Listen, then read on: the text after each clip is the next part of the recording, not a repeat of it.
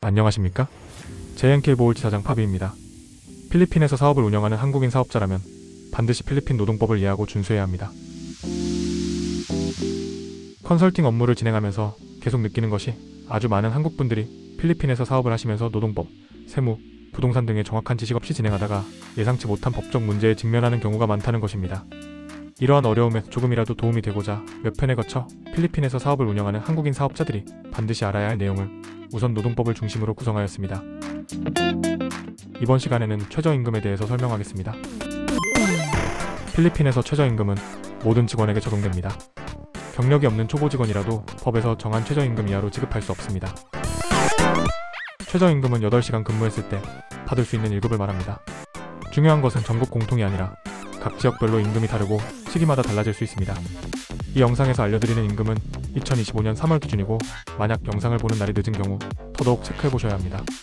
마닐라는 608페소에서 645페소, 제가 업무를 하고 있는 보홀 팡나우섬은 453페소, 보홀 딱빌라란시는 463페소입니다. 당연한 말일 수도 있지만 이 금액이 최저 1급이라는 것이지 이 금액 이상으로 지급하는 것은 아무 문제가 없습니다.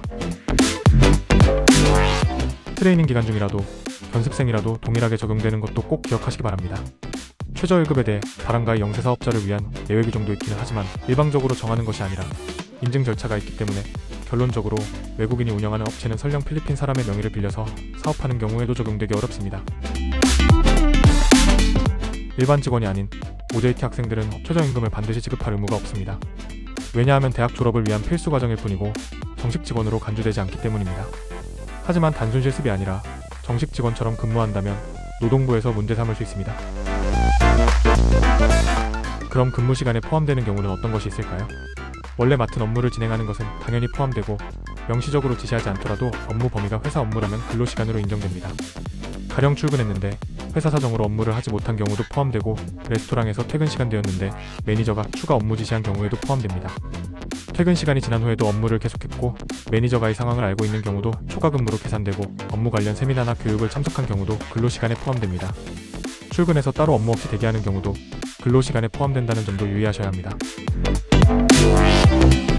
호텔, 리조트, 레스토랑, 스파, 마사지샵, 슈퍼마켓처럼 365일 운영되는 사업체에서 일요일에 근무하는 경우 1급은 평일과 차이가 있을까요? 이 경우 따로 차이가 없고 차이가 나는 경우는 직원이 휴일이라고 정해진 날에 근무할 때만 차이가 납니다. 만약 직원의 휴일인데 업무를 해야 하는 상황이면 추가로 30%의 1급을 더 받게 됩니다.